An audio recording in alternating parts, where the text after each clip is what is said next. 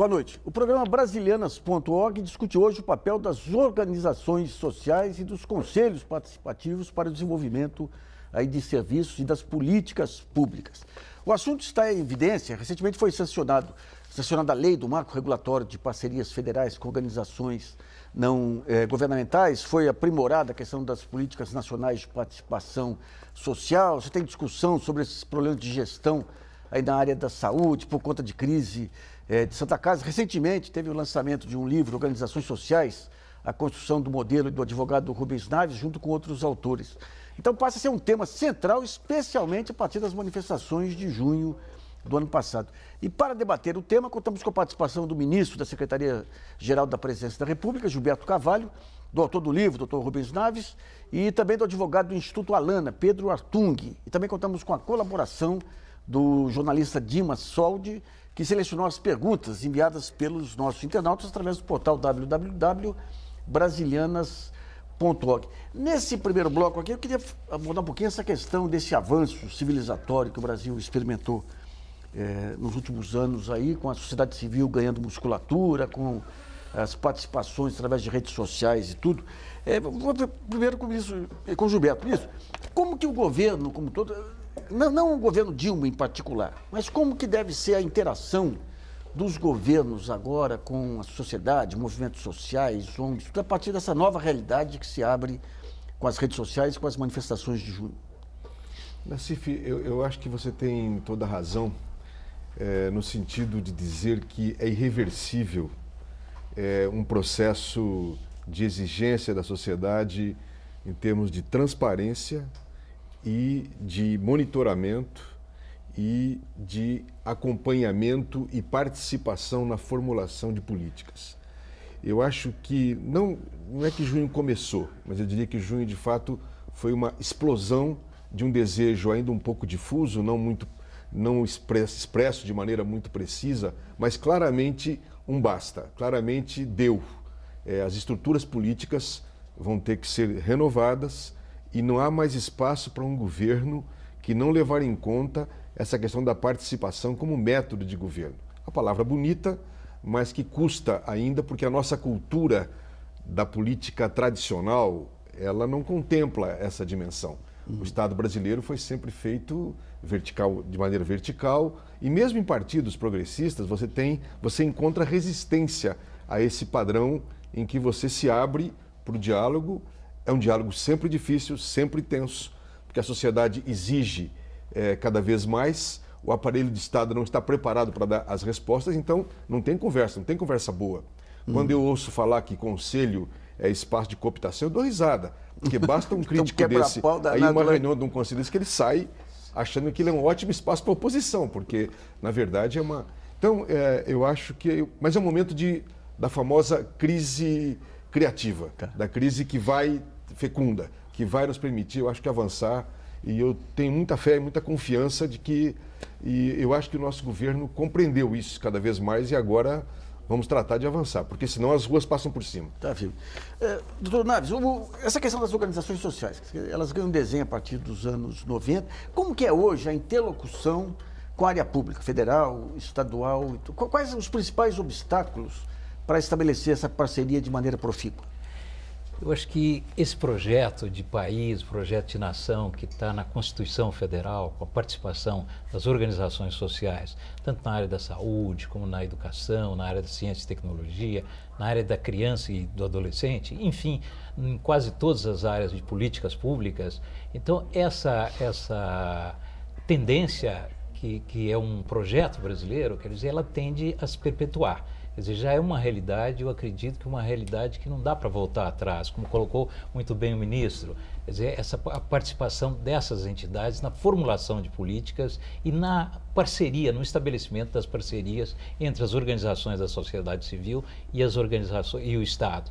vamos dizer, houve um avanço, quer dizer, na década de 90 com a lei das organizações sociais e a lei das chamadas OCIPs. Nós tivemos aí um avanço indiscutível.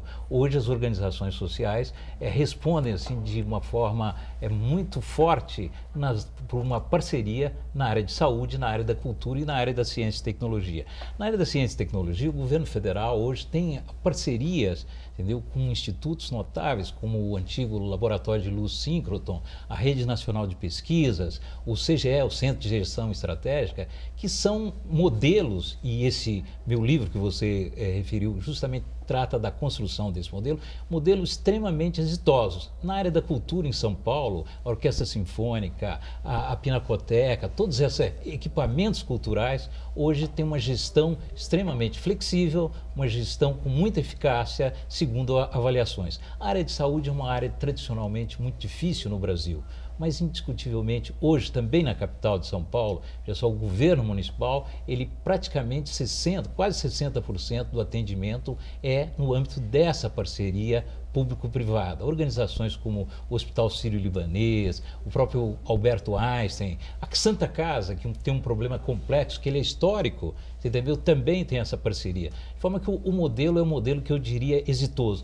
Tem dificuldades? Tem, como todos os setores. A área pública, o mercado, vamos dizer, as empresas sempre têm problemas de fraudes, o Estado tem problema de corrupção. Então, essa estigmatização de organizações sociais, organizações da sociedade civil, eu acredito, com esse novo marco regulatório, praticamente se legitimou essa parceria, foi uma iniciativa extremamente oportuna da presidente Dilma, que eu acho que vem aperfeiçoar esse modelo, convivendo o novo marco regulatório que substitui os convênios, a lei das organizações sociais e a lei das OCIPs. Esse novo marco regulatório substitui os convênios em que sentido? Só para entender. O convênio era uma forma de parceria entre o poder público, o Estado e as organizações da sociedade civil. O convênio vem quase da década de 30, entendeu? Com data marcada, com prazo. É um arranjo, mas um arranjo muito rígido e que não permitia, por exemplo, era um controle por procedimentos e não um controle por resultados. Então, esse modelo, quer dizer, houve esse pacto agora no Congresso. O que diziam é que os convênios eram tão complexos que só, se me permite, claro, os convênios são próprios para os entes federados. Perfeito. Para as prefeituras. Entre os órgãos, e não com as entidades sociais. Entre os órgãos públicos, permanece o convênio, mas, vamos dizer assim, nas parcerias público-privadas, na área social, entendeu? O convênio hoje tem dois modelos, um termo em que a iniciativa é da própria organização social e um outro termo de fomento, que é uma iniciativa do Estado. Tá, filho. Eu quero ver com o Pedro. Pedro, vocês, da Lana, lá, vocês encararam uma briga interessante aí, que é essa questão da propaganda infantil e também a questão da obesidade, dos alimentos infantis aí. E você enfrentou uma outra área do poder público, que era Congresso e tudo. De que maneira que vocês conseguiram emplacar, digamos, até... porque há um lobby fantástico aí que pega grupos de mídia, pega os anunciantes, pega...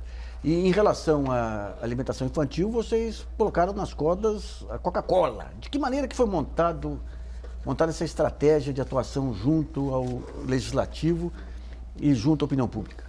O Alana é uma organização aqui de São Paulo que trabalha para promover os direitos da criança. E nessa perspectiva, a gente adotou a estratégia do advocacy, que é advogar por uma causa. E para isso, a gente utilizou a participação direta, que é um princípio constitucional de democracia direta, para participar da elaboração de políticas públicas e legislativas no âmbito do Estado.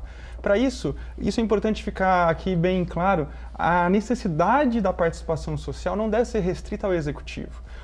A população, a sociedade civil tem que ocupar o espaço também no âmbito do Legislativo e do Judiciário. E foi por isso que a gente adotou por diferentes estratégias, tanto por litígio estratégico no âmbito do Judiciário, tanto pela participação efetiva e rotineira no dia a dia do Congresso, para estimular o bom andamento dos projetos de lei. A gente acompanha já há mais de 8 anos projetos de lei que visam regular a publicidade dirigida ao público infantil, e também no Executivo a gente tem uma experiência nossa um pouco recente, mas viu a efetividade e a necessidade de ocupar os espaços dos conselhos. Nós participamos de 2 conselhos nacionais, o Conselho Nacional de Segurança Alimentar e Nutricional, CONAMA. E o CONSER, CONSER, e o Conselho Nacional dos Direitos da Criança e do Adolescente, que é o CONANDA, ligado à Secretaria de Direitos Humanos da Presidência da República. E esse espaço de articulação político e social é fundamental para o fortalecimento e participação da sociedade civil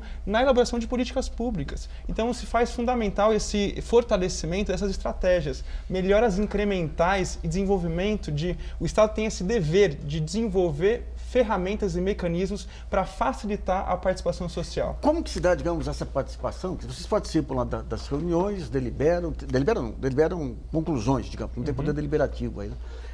Chegam alguns consensos e levam para o governo. Como é que se dá essa interlocução? Ela está azeitada hoje ou precisava ter algum mecanismo adicional para dar mais efetividade às decisões aí dos conselhos? Depende da natureza do conselho. Existe o conselho consultivo, que é o caso do CONSER, que não tem uma atribuição legal de deliberação ou de edição de resoluções, e existe um conselho, que é o conselho deliberativo, que ele, na sua gênese, na sua forma legal, foi definido uma competência de editar resoluções e, assim, ter uma eficácia plena quando decidir sobre algum tema. Obviamente, dentro das suas competências também legalmente definidas. Tá. Então, depende dessa forma de atuação. O CONSER, ele tem uma forma de atuação bem interessante, ele é consultado sempre pela Presidência da República em temas relacionados à segurança alimentar e nutricional, inclusive para a elaboração recente do Guia Nacional de Alimentação, que define diretrizes básicas essenciais para o que considerar o que é alimento, qual é a boa alimentação. O CONANDA já tem uma natureza diversa, ele é deliberativo, então ele tem competências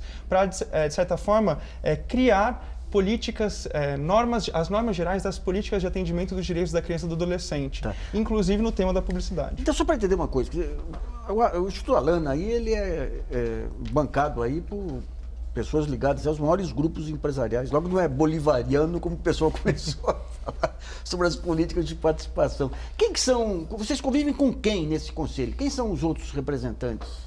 Os outros conselheiros? Também depende da natureza do conselho. No caso do CONANDA, são organizações, metade é um conselho paritário, então metade dele é formado por organizações da sociedade civil que atuam no âmbito da proteção e defesa dos direitos da criança e de uma série de setores, tanto da prestação direta da assistência social, como, por exemplo, maristas, salesianos, aqueles que prestam serviço de assistência por meio de creches, de convênios, etc., mas também organizações que fazem esse trabalho de advocacy para melhora de políticas públicas e legislativas no âmbito da criança. E já no CONSER também é um pouco diferente, porque eles convidam setores representativos do tema, por exemplo, do consumidor, da questão de órgãos representativos de comunidades tradicionais. Então, realmente é uma diversidade muito grande representando a sociedade civil. No caso do CONANDA, existe também uma paridade com os ministérios do governo federal. Então, é uma oportunidade muito rica para que o próprio executivo ouça as demandas da sociedade civil e a própria sociedade civil entenda o funcionamento do executivo para criar soluções conjuntas. Quer dizer, essa diversidade não leva à radicalização de posições, permite aproximar mais as posições, é isso? Olha, sem dúvida é um desafio. Ainda há um desafio para a melhora do funcionamento dos conselhos. Cada conselho tem a sua especificidade. Então, o Conselho Nacional de Educação funciona diferente do Conselho Nacional de Saúde, que funciona diferente do CONANDA. Então, sem dúvida, existe ainda a necessidade de uma melhora da qualidade da participação, da formação dos conselheiros e até mesmo da representatividade. E como se dá o processo de escolha.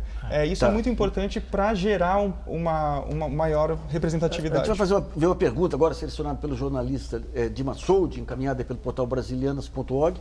Lembrando que o programa foi gravado e por isso não é mais possível receber perguntas. Depois nós vamos falar sobre a indicação dos conselheiros. Temos uma pergunta da Rita Maria Carvalho, do Rio de Janeiro. Ela pergunta se o incentivo às organizações sociais não tende a tirar a responsabilidade dos entes públicos. Qual o limite de atuação, ministro, das organizações sociais? Até onde que o Estado... Qual que é aquela atividade que é precípua do Estado, que ele não pode abrir mão, e qual que é aquela que ele pode abrir mão?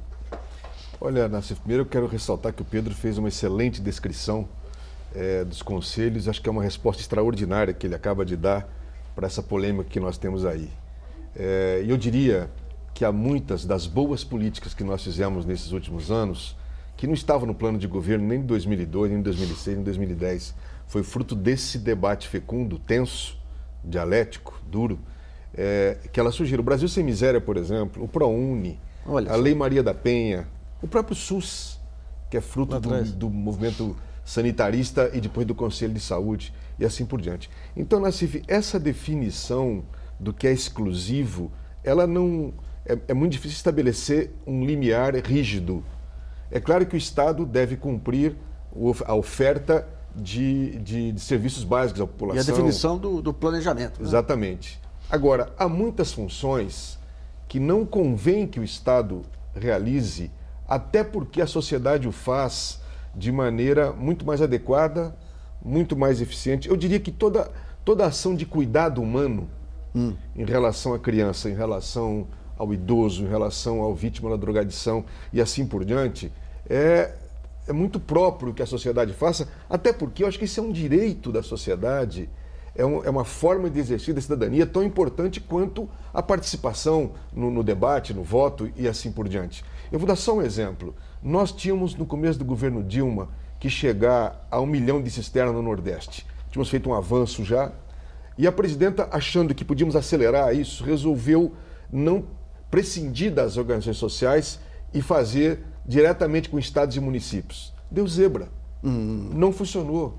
Inventamos a história das cisternas de plástico, que não foram adequadas, porque a cisterna feita de placas, feita ali no local, é muito mais pedagógico. O cara aprende a fazer, aprende uma profissão, aprende a como cuidar daquela água.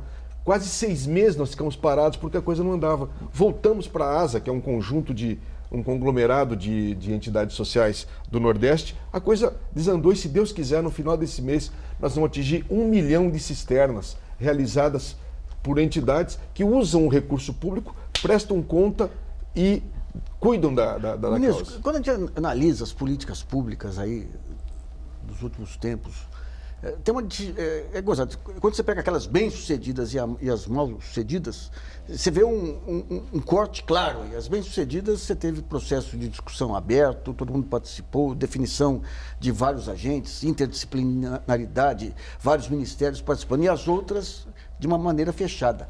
Você acredita que hoje a gente tem, digamos, um pensamento burocrático, aí ele tende sempre a ser compartimentalizado dentro da gestão pública.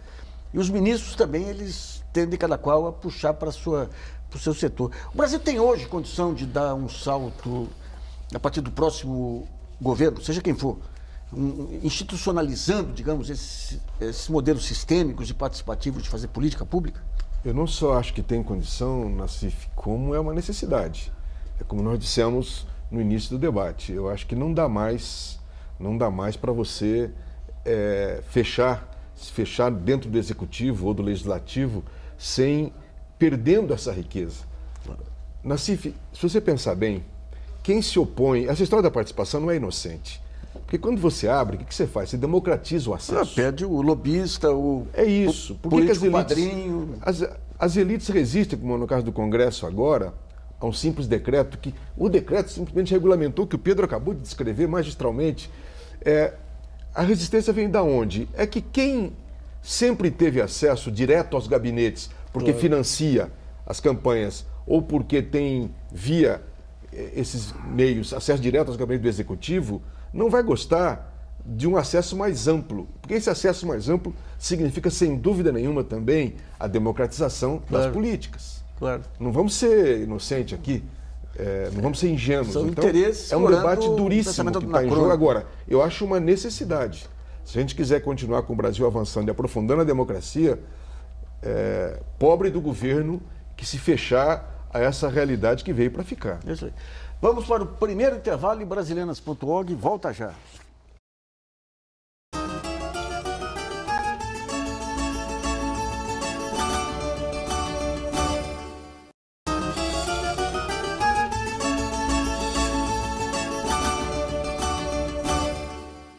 Voltamos a apresentar o programa Brasileiras.org, que hoje discute o papel das organizações sociais no atendimento de serviços públicos.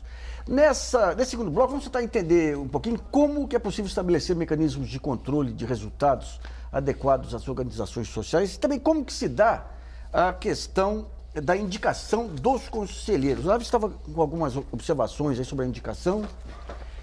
O que acontece é que no Brasil hoje a gente vive um período assim de valorização excessiva dos órgãos de controle. Você parte de algumas premissas, veja só, quando você, inclusive no Congresso Nacional, elabora uma lei, quer dizer, algumas premissas equivocadas, como por exemplo uma premissa de que toda ONG tem alguma dificuldade ou é desonesta, etc. É um preconceito.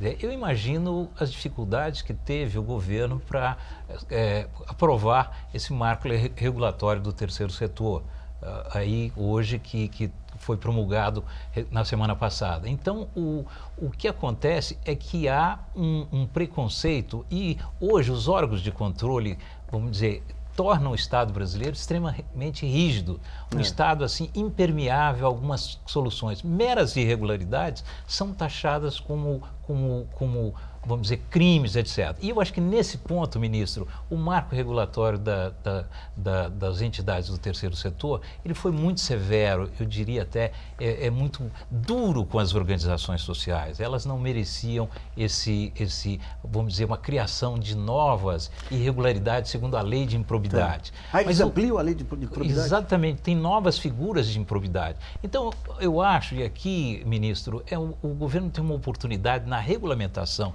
desse marco regulatório de criar assim um ambiente de pacificação. Não é possível esse aspecto de punir inúmeras pequenas irregularidades de entidades no interior do Nordeste, do Rio Grande do Sul, etc. Meras questões formais, procedimentais e não de resultado, que são hoje objeto de processo ou no Tribunal de Contas ou no Ministério Público, etc. Então, as organizações sociais tem um controle muito rígido, você pensar. Hoje, esse modelo das organizações sociais e agora, vamos dizer, as entidades do terceiro setor que estão sob a égide desse novo marco regulatório, tem um controle interno muito forte. As organizações sociais têm um controle de um conselho consultivo, têm um controle de auditoria independente e tem um controle de toda a sociedade. Fora que esse termo, vamos dizer assim, esse contrato de gestão é um contrato fiscalizado pelos tribunais de contas, pelas corregedorias,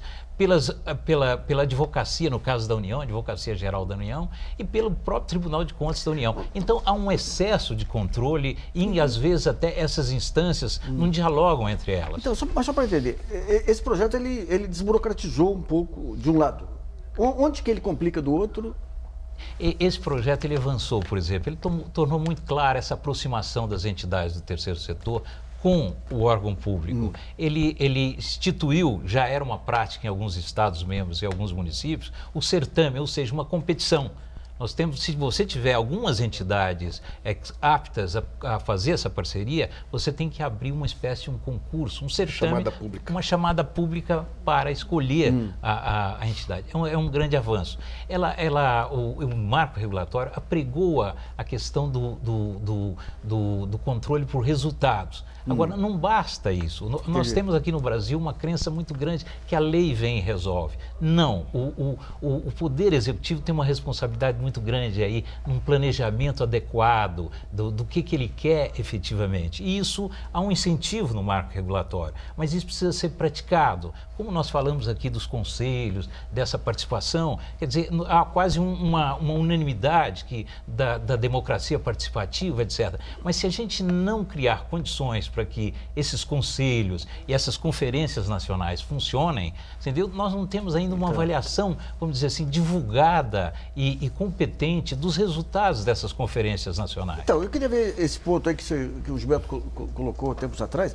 Primeiro, como que se separa, digamos, de uma maneira não burocrática, a organização séria das picaretas que existem, obviamente.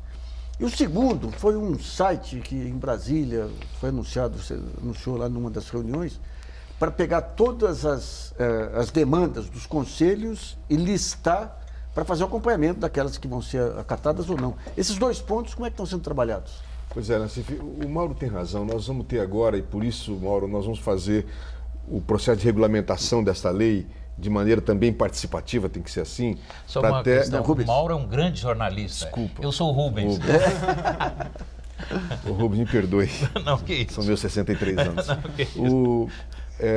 Essa questão da regulamentação ela é fundamental exatamente para acertar, para que a gente não caia de novo no processo de burocratização. Eu vou dar 2 exemplos bem claros aqui para a gente entender. Eu cansei de receber na minha sala, ainda como chefe de gabinete do Lula, a doutora Zilda, que dizia: Gilberto, pelo amor de Deus, tem que simplificar, doutora Zilda Arnes, as regras, porque como é que eu vou provar, como é que eu vou fazer a nota da abobrinha que é comprada lá na feira para fazer a sopa da criançada, do mototaxista que leva a enfermeira, a agente de saúde, para fazer a pesagem das crianças. Tá? Então, e era um drama, e ela gastava, a pastoral da criança gastava, ela me dizia, uma soma enorme de recursos só para manter uma burocracia, somando notas, aquela coisa toda. Por outro lado, você tem o caso do sujeito que recebeu dinheiro para fazer alfabetização e te apresenta a lista, a assinatura falsificada de um monte, e você vai lá, confere e deu tudo certo, e vai pagar para ele o trabalho, sem medir o resultado. Então, esses 2 extremos é que nós tivemos que trabalhar. De um lado, a responsabilidade com o recurso público, você não pode jogar o dinheiro público sem critério, mas ao mesmo tempo ter uma confiança e poder fazer uma verificação através, no caso, do resultado. Então, nós procuramos nos comportar dentro do marco regulatório um pouco dentro dessa... E nós acreditamos, Nassif, que tem sim condição de fazer uma gestão adequada, porque até a prova em contrário, todo cidadão é honesto e toda organização funciona bem, como disse o Rubens. O problema é que quando você faz um cipoal burocrático de leis, é o contrário. Isso. Você acaba favorecendo esse malandro que consegue as assinaturas, que faz as coisas, e você se engana. Então, acho que é por esse caminho que nós estamos trilhando, e por isso a nossa preocupação em agora fazer, de fato, uma regulamentação participativa, de modo que as próprias entidades nos ajudem, de novo, como já fizeram na redação da lei, a encontrar um caminho que não seja, que não inviabilize. Tá. E nesse ponto de vista, a chamada pública é um dado muito importante. Outra coisa importante é que nós colocamos a lei da ficha limpa. Quem tem um processo já julgado não pode constituir uma entidade. Enfim, medidas preventivas, digamos, que ajude a fazer o caminho mais tranquilo. Pedro, vocês têm algum convênio, alguma coisa com o setor público?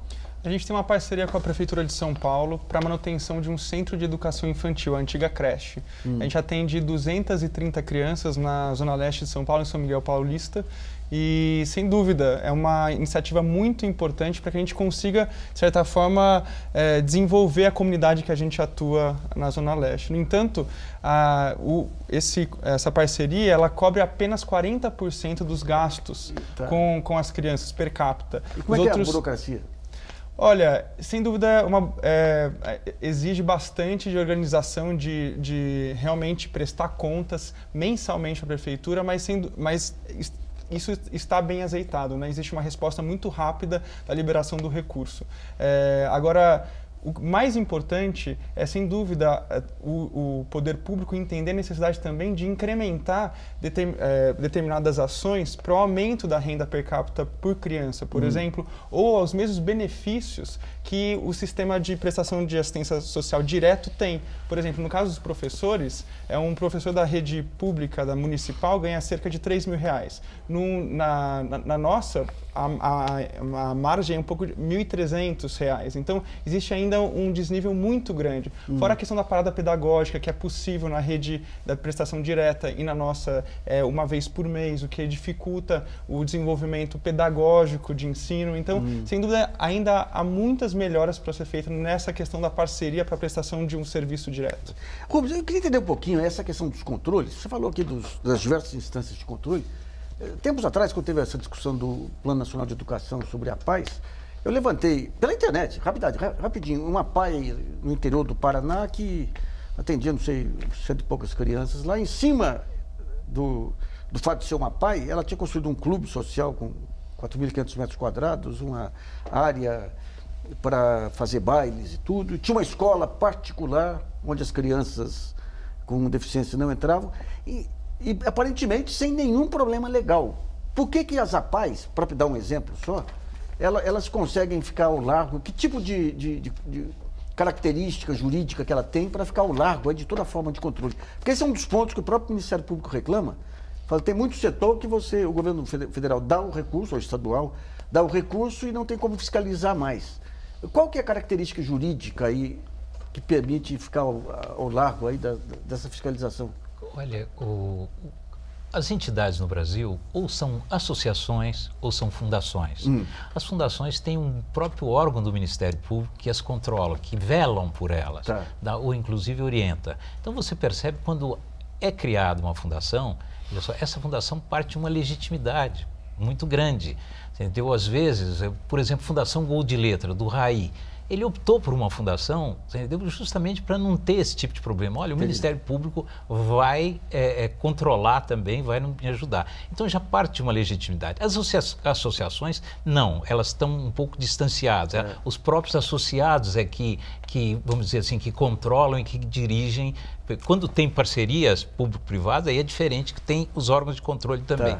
Mas elas, então, cada entidade tem a sua. E as APAES, por exemplo, tem uma tradição, tem um prestígio na comunidade que todos, vamos dizer assim, todos alimentam, todos colaboram com ela. Mas quando entra recurso federal, por exemplo, do Fundeb e tudo aí, também não tem controle? Não, veja só, o controle, e aí a importância, e o ministro trabalha muito essa questão da representação, etc. A comunidade, as organizações da sociedade civil, tem esse lado importante de participação, mas tem esse lado do controle social também. E o que nós temos, a experiência, por exemplo, como o orçamento participativo do Rio Grande do Sul, mostrou que a sociedade tem condições de também fiscalizar.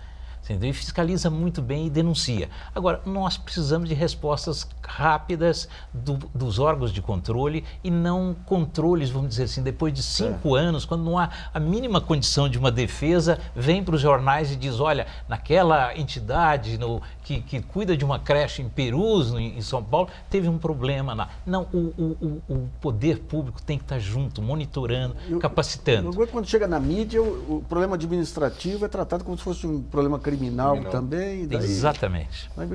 Bom, vamos a uma outra pergunta selecionada pelo jornalista Dima Soldi. Lembrando que o programa já foi gravado e as perguntas encaminhadas pelo portal www.brasilianas.org. A pergunta é da Fátima Souza, de Santo André, São Paulo. Ela pergunta o seguinte: como garantir que as organizações sociais não dependam só dos recursos públicos para se sustentarem? Elas precisam apresentar um modelo financeiro próprio quando fecham um contrato com o poder público? Ministro. Eu acho que a Fátima toca numa questão, Nassif, muito importante, que nós temos que trabalhar no Brasil cada vez mais, que é também a parceria sociedade-sociedade. Nós temos uma legislação, né, Rubens, quase que proibitiva dessa atividade. Há muitas fundações do exterior que vêm buscar auxílio de empresas aqui no Brasil pela dificuldade que as empresas têm de fazer uma doação. Nós tivemos um caso recente de um grande escritor que fez uma doação de uma fazenda super bem montada aqui no interior de São Paulo para a Universidade Federal de São Carlos.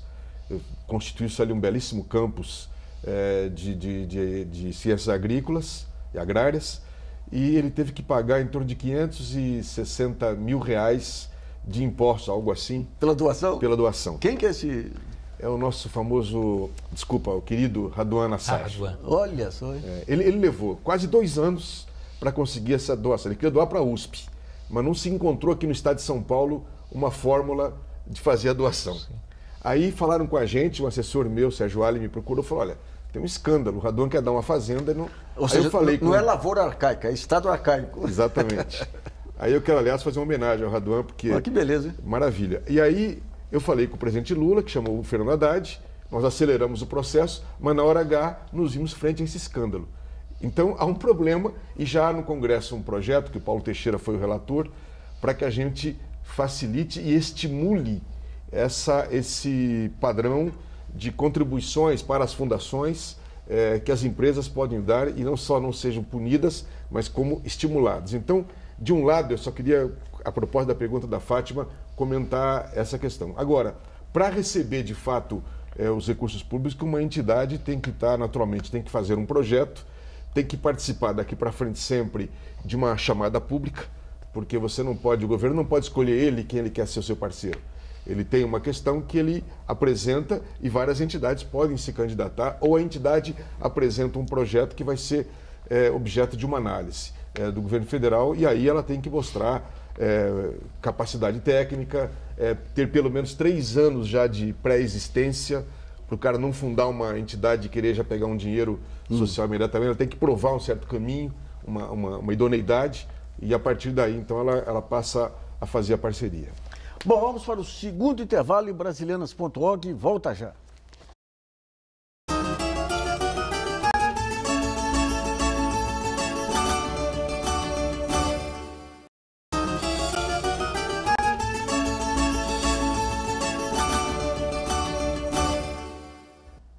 Voltamos a apresentar o programa Brasilianas.org, que hoje discute o papel das organizações sociais no atendimento dos serviços públicos. E um dos pontos centrais é a questão da transparência. Eu queria ver com o Pedro. Pedro, como que funciona hoje a lei de transparência? De que maneira que vocês usam? Para que vocês usam? O que vocês fiscalizam? Olha, sem dúvida a lei de acesso à informação, ela foi fundamental para dar mais transparência e para permitir o acesso da sociedade civil a dados importantes do poder público. Então a gente utiliza não só no âmbito do executivo, solicitando dados com relação a políticas públicas, como também no legislativo nós já utilizamos. Por exemplo, solicitar de um deputado federal por que ele não apresentou um parecer ainda. Ah, pode isso. Não sei se ele segura. Por que ele não apresentou ainda? Porque o prazo já correu e ainda não foi feito nada. Boa. Então esses instrumentos legais devem ser utilizados como forma de controle mesmo, como forma de dar transparência e clarificar quais são os interesses envolvidos. E também no judiciário, porque todos fazem parte do Estado e todos estão sujeitos a essa lei de acesso à informação que dá mais transparência e facilita o relacionamento da sociedade civil com o Estado. Tá, filho. Naves, essa questão dos indicadores é uma coisa disponibilizar dados aí. Os dados têm que virar indicadores. O que precisa, digamos, para se avaliar, controlar um determinado setor de organizações sociais? Que tipo de informação que é relevante? Olha, eu posso falar um pouquinho antes da questão da lei de transparência. Sim. Entendeu? Eu tive uma experiência sobre os Jogos Limpos, chamados Jogos da Copa agora. Então o Instituto Etos constituiu um grupo e eu representei a Ordem dos Advogados do Brasil. Então cada Tribunal de Contas no Brasil tem uma metodologia para apresentar suas informações. Vamos dizer assim, cada corregedoria tinha a sua metodologia. Então eu acho que começa uma primeira grande dificuldade nossa, você entendeu? Cada órgão de controle ter a sua metodologia, não tem uma unificação, quer dizer, não tem uma integração nesses órgãos de controle e nas informações, consequentemente. Agora, nas organizações sociais, entendeu? A questão dos indicadores é fundamental. Por exemplo, na área da cultura, você tem não só o aspecto da qualidade, mas você tem algumas metas com indicadores. Por exemplo, algumas exposições que você ao mesmo tempo tem uma avaliação de qualidade, mas também uma avaliação do público interessado. E o número de exposições por ano, que tipo de exposição, se aquelas exposições, e daí a importância de você conjugar um bom projeto, e aí o executivo tem que estar muito preparado para ter um bom projeto, para assinar o que ele quer efetivamente com esse contrato de gestão e depois a eleição desses indicadores. Na área da saúde, então, é fundamental a questão dos indicadores. Por exemplo, brevidade nas consultas. Então, o cidadão fica insatisfeito com uma demora, etc., com uma impossibilidade de você ter acesso a algum exame feito por alguma organização social. Então, isso aí, os indicadores nessa área da saúde são importantíssimos. E a definição, quem faz esses indicadores? É o poder público. Então, daí a importância de você salientar que, vamos dizer, o Estado, ao estabelecer essas parcerias público-privadas, ele não está abrindo mão das suas prerrogativas, do seu poder. Ele é que determina o que ele quer. Então, mas essa questão dos indicadores aí não está merecendo aí uma discussão mais ampla sobre a maneira de usar os indicadores? Só para dar alguns exemplos aí. Você teve, até outro dia nós fizemos aqui o Nelson Machado, você teve uma explosão de auxílio-doença na Previdência Social lá. Daí foi feito um trabalho para puxar a meta para baixo. Eu tenho uma secretária que faz 10 anos que ela teve um AVC, não se recuperou, até hoje não conseguiu se aposentar, pela busca do indicador. Outro dia eu conversava com alguém aí de um posto de saúde e ele falou, olha, o indicador que mede eficiência aqui é fila, ou da Previdência, talvez. O nosso posto tem uma baita de uma fila porque nós atendemos melhor. Você tem mais efetividade no atendimento, né? Então essa questão dos indicadores, às vezes você vai para um quantitativo também que acaba embaralhando um pouco a maneira de avaliar os serviços também, né? Precisaria ter algo qualitativo também, talvez pesquisa de opinião, talvez, sobre a qualidade do atendimento. Veja só, o problema vai para academia. As nossas universidades, você entendeu? Elas estão nos devendo alguns estudos e teses, etc., sobre indicadores. Já começam a surgir vários. Na área da ciência e tecnologia, por exemplo, nós temos indicadores muito bons e de como é que é o atendimento, a interação indústria, por exemplo, o laboratório de luz síncroton. Como é que é o CNPEM hoje, que é a nova denominação? Como é que essa relação se faz? Como é que são os resultados disso? Então, você tem algumas áreas, já que principalmente essa área da ciência e tecnologia, os indicadores são muito bons de estudos realizados, etc. Agora, a área da saúde é uma área muito delicada.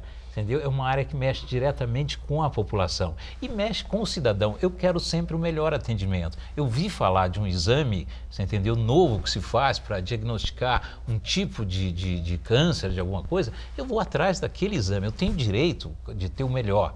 Então, é essa dificuldade, eu acho que os indicadores, é uma tarefa hercúlea e mudar essa cultura nos órgãos de controle, o ministro vai se deparar aí com que não é um trabalho de cima para baixo, você não muda, você tem que discutir, você tem razão quando você fala, é uma discussão profunda, importantíssima para o país, essa dos indicadores e da avaliação das políticas públicas. O ministro, tem alguma discussão em andamento com o Tribunal de Contas e tudo sobre a metodologia de fiscalização mesmo?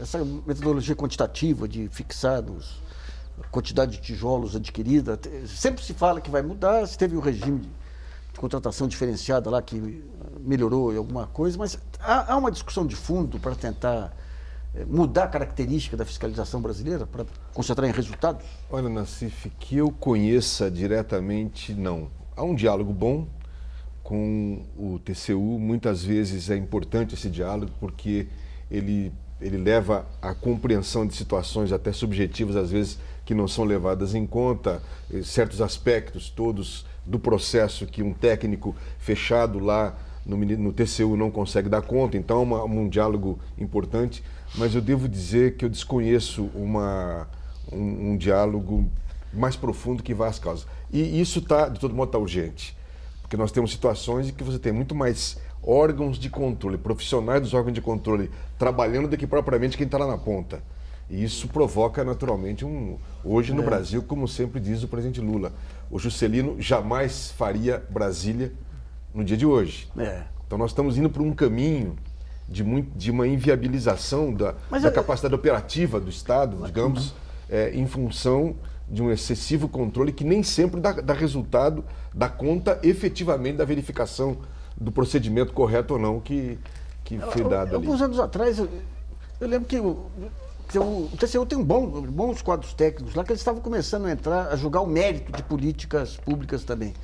E ficou meio uma dúvida aí se eles não estariam invadindo uma área de atribuição do Executivo. Essa questão ficou meio suspensa? Ela está suspensa, há um desconforto, porque a rigor o TCU é um órgão de auxílio do Legislativo, mas sem dúvida nenhuma ele cada vez mais está se transformado num tribunal político, e isso é um desconforto. Aliás, eu queria aproveitar para dizer isso, eu acho que está mais do que na hora, e acho que junho trouxe isso também, de nós pensarmos numa reforma do Estado brasileiro e uma reforma política.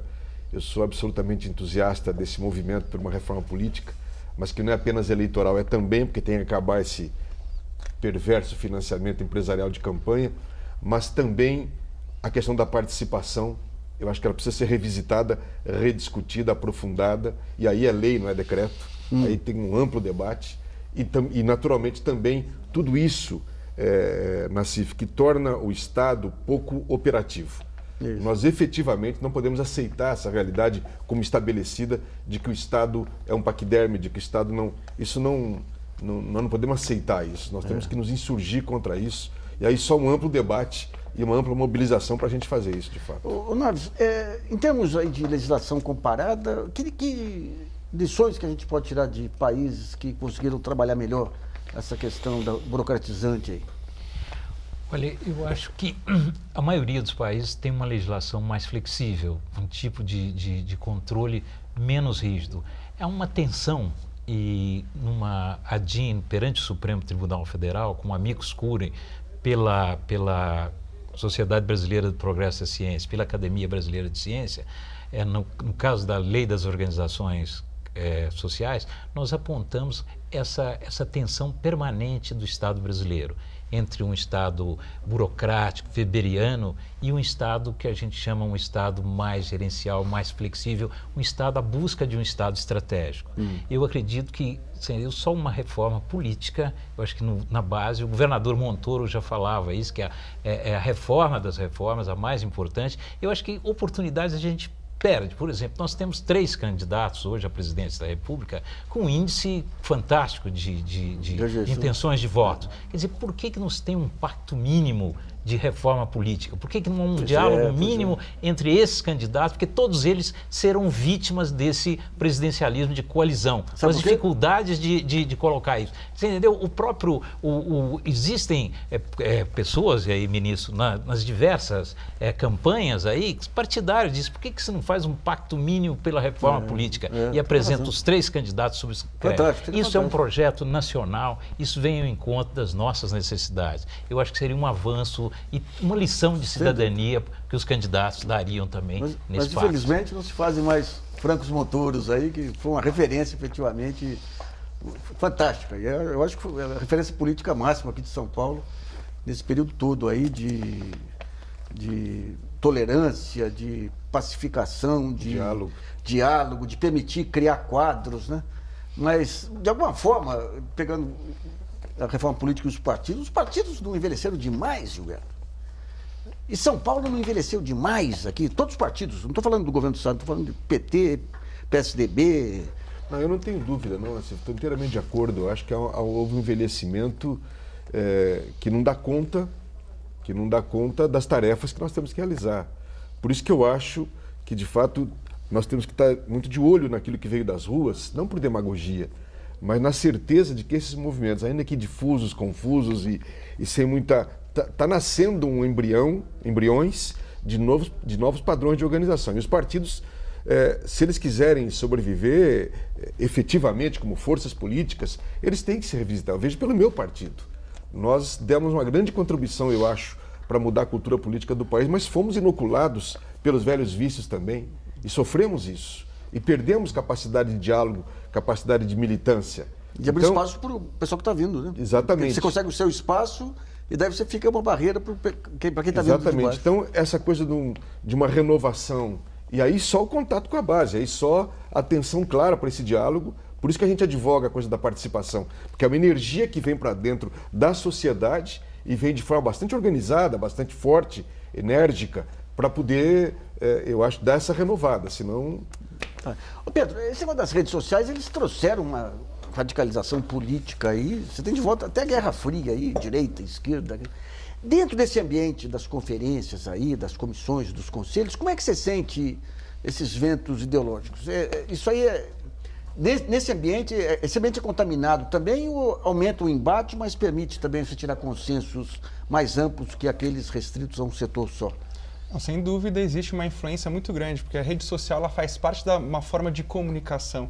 E como comunicação, as demandas também chegam nos conselhos, nesses ambientes de participação social diante do Estado. Então, sem dúvida, existe uma influência bem grande. No entanto, a gente não pode olhar a participação por meio das redes sociais exclusivamente nesse ambiente. A gente tem que levar isso e qualificar esse debate para os ambientes de decisão, que tomam decisão. E o conselho é um ambiente que possibilita você levar levar essa demanda, que antes é expressa somente em rede social, no âmbito da política pública, na política legislativa, participando de audiência pública. Então, transpor esse ativismo que a gente fala de redes sociais por um verdadeiro ativismo de participação democrática é muito importante. A gente não pode ver a democracia, a participação social apenas como um direito, ele é um dever de cidadania. A gente tem o dever de participar ativamente. E as pessoas que não estão interessadas nisso e fazem oposição a esse tipo de democracia participativa também têm esse dever de participar desses espaços dialógicos de resolução de conflitos,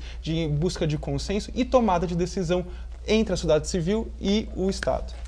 Vamos a mais uma pergunta selecionada pelo jornalista Dimas Soldi, enviado pelo portal www.brasilianas.org. Dimas.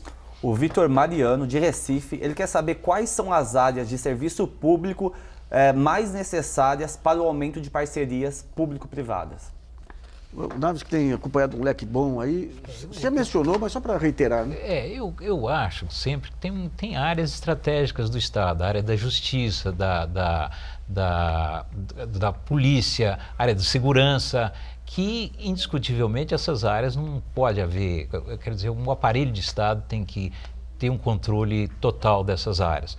Mas as demais áreas, os chamados serviços públicos não exclusivos, como é o caso do meio ambiente, da saúde, da educação, cultura, ciência e tecnologia, são áreas que o Estado pode estabelecer boas políticas públicas por meio dessas parcerias. E áreas novas também hoje, o mesmo planejamento urbano, tem o município de São José dos Campos hoje, tem uma parceria, uma organização social que tem parceria com o município para cuidar desse planejamento estratégico disso. A área do esporte, por exemplo, no município de São Paulo, tem uma associação que foi uma inspiração da Ana Moser, entendeu? Que de muito sucesso aí na área do esporte. Então tem áreas, eu chamaria o fomento dessas atividades, principalmente nos chamados serviços públicos não exclusivos do Estado. Bom, o programa Brasilianas.org sobre organizações sociais termina por aqui. Eu agradeço muito a participação do ministro da Secretaria-Geral da Presidência da República, o Gilberto Carvalho, do advogado com o autor do livro Organizações Sociais, a construção de um modelo, Rubens Naves, e do advogado do Instituto Alana, Pedro Artung. E também agradeço a colaboração do jornalista Dimas Soldi, de você que nos acompanhou em mais essa edição. E lembre-se que você pode continuar colaborando, mandando sugestões, textos e vídeos para o portal www.brasilianas.org. Esse espaço aqui também é seu. E voltamos na próxima segunda-feira, agora mais cedo por conta do horário eleitoral. O programa irá ao ar às 7h30 da noite. Eu espero você lá.